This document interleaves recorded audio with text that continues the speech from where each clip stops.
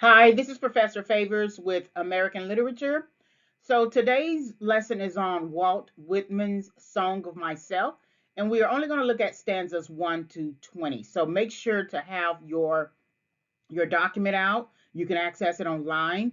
The Song of Myself, if you type it in as a research target, you should find a PDF. For my class, however, you do have access to a link. So this is American Literature, Walt Whitman's Song of Myself, stanzas 1 to 20.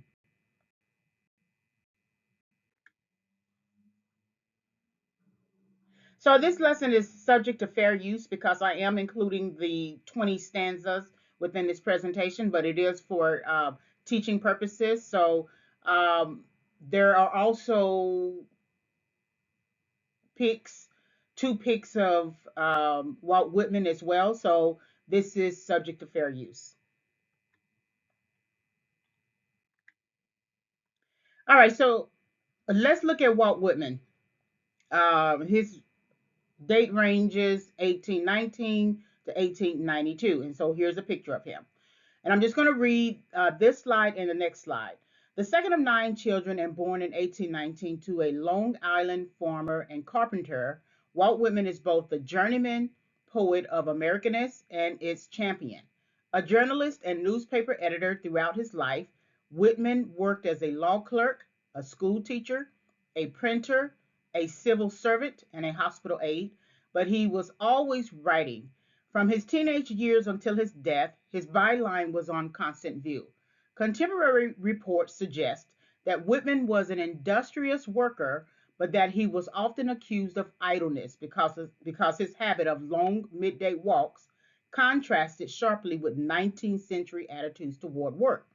In Song of Myself, Whitman addressed these critics directly by writing, I loaf and invite my soul. I lean and loaf at my ease, observing a spear of summer grass.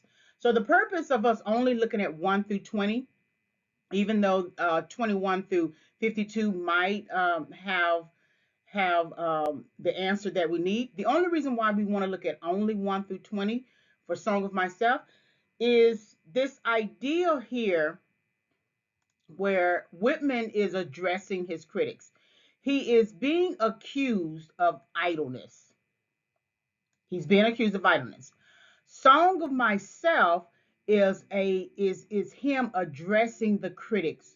They're saying in a time of change, in a time of industry, in a time of work is important to us. 19th century attitudes towards work. He is being idle. So then the 52 stanza Song of Myself is his response to the critics. And that's why we're only going to look at 1 through 20 because 1 through 20 really gives us what we need. Okay. So when you are reading the 20 stanzas, Song of Myself, understand that everything that he is saying, line by line, stanza by stanza, is in a response to the critics who say he's idle within the context of 19th century attitudes toward work. All right, so for Whitman, too much industry dulled the ability to celebrate the ordinary.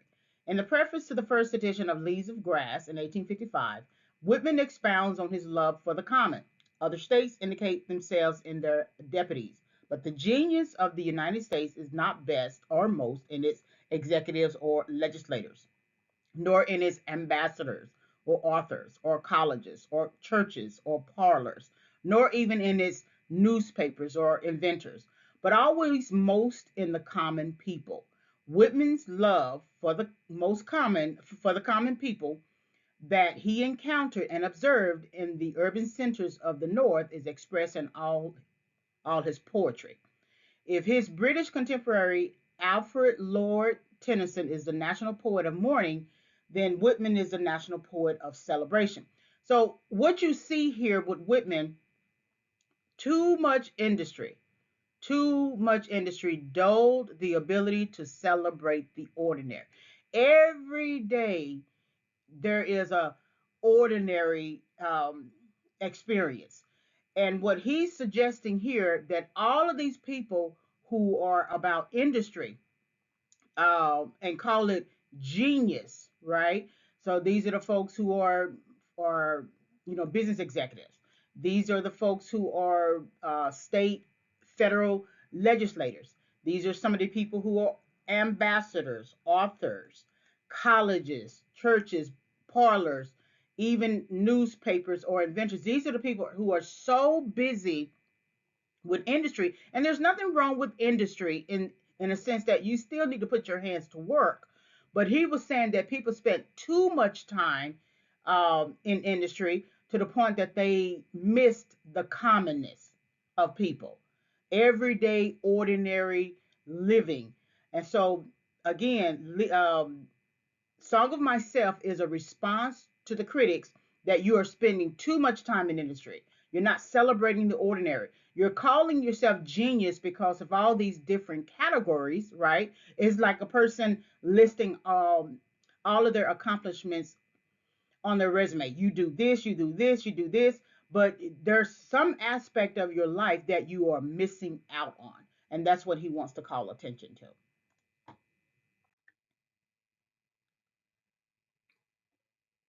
All right, so let's look at some historical implications. Remember from the introductory PowerPoint lesson to the course um, on time periods, that every time you see something in terms of a time period 1819 to 1892, his his birth and death dates, and that's the 19th century. You want to look at what was going on during that time. Now, there's a lot more that's going on. I just only put here the most necessary, but let's look at it. So, 1819, we have the Panic of 1819, which is a financial crisis. Somewhere between here, we also had another financial crisis, somewhere like 1837. Thomas Jefferson founds the University of Virginia. So then we have different states becoming states, or different territories becoming states. So Maine and Missouri becoming a state. Florida becomes a U.S. territory. We also have Thomas Jefferson and John Adams, the presidents, dying on the same day, and then Andrew Jackson becoming president. We have Nat Turner's revolt, also slavery debates. We have Oberlin College beginning enrolling female students. This is a change in the dynamic of all men being able to go to college, right? And many of the institutions having to create uh, separate institutions for women, separate institutions for Black Americans. And so you're going to see this again in your final paper for this course on single sex colleges. And the title of that is Are Single Sex Colleges Obsolete? And so then 1845, we have Florida and Texas becoming states. Then we have the Mexican American War. What is interesting here is 1857 is kind of like a current issue that's going on today. But this was Dred Scott v. Sanford, and he sued based on the idea that he was free from slavery. And so slaves and blacks, um, the conclusion of the suit, the judge's decision, slaves and blacks descended from slaves were not American citizens and cannot sue. So then later we ended up having Emancipation Proclamation, which freed the slaves, Reconstruction era, assassination of President Abraham Lincoln. Then the 13th Amendment abolished slavery. The 14th Amendment granted citizenship and equal protection under the law, meaning that we're not necessarily equal. It's a citizenship amendment, but it basically means that it's equal application of the law. So if men can go to college, women can go to college. If white people can go to college, black people can go to college. So it's equal application of the law. So now this is the industry aspect of um, Whitman's critique. 1865 to 1913, these were two major industrial revolutions. Then there was a global transition towards manufacturing, technological improvements, rapid economic growth in these areas here. So during the 19th century, where there's a heavy attitude towards work and industry, within this context here of the 19th century, we have critics who are criticizing Walt Whitman that he's not industrious enough. And so keep this in mind as we go through all the different slides.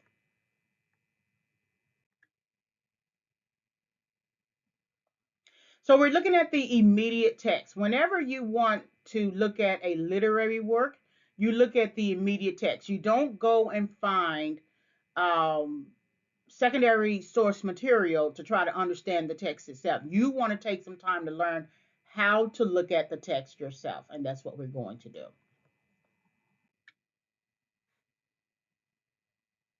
All right, stanza 17, the derivative.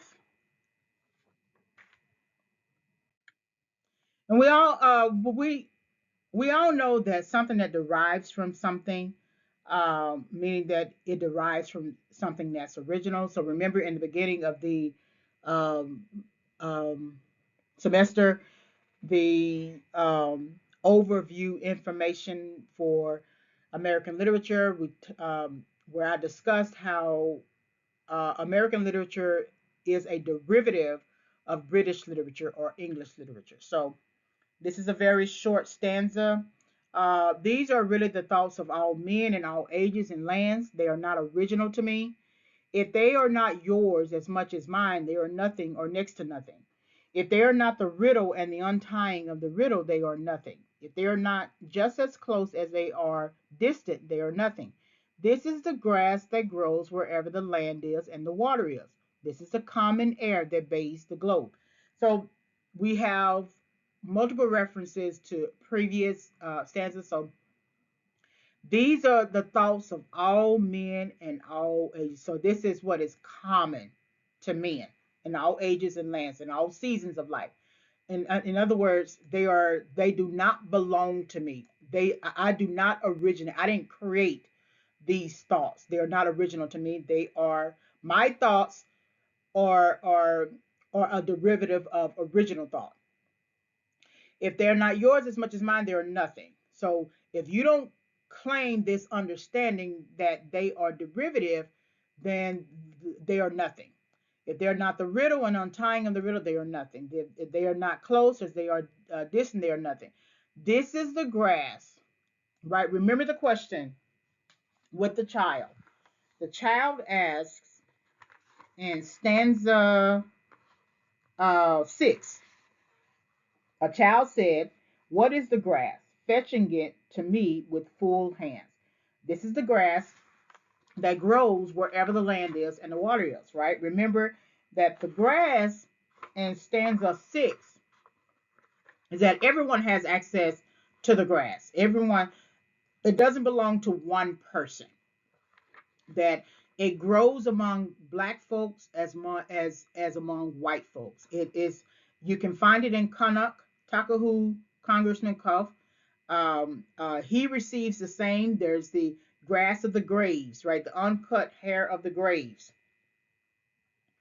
Um, the grass is very dark to be from the white heads of old mothers. So this is the grass that grows wherever the land is and the water is. This is the common air that bathes the globe. So while you are looking for the new and the best and the perfect and the revolution, actually everything is common, and it's common air that bathes the globe. And so while you're looking for new, you're missing the history. That all history, everything that we learn derives from somewhere else. We did not originate the knowledge, we did not originate the understanding. We can interpret it and get a better understanding, but it does not originate with us. And that's what he's basically saying here. So let's go to stanza 18. All right, so here's some resources, research archives, and educational information. So Walt Whitman Birthplace Association website, then Research Archives list of links you can find on that website. Some are good links and some are not. So I added a Walt Whitman archive link here, and then of course the source pig. All right. Thank you very much for listening.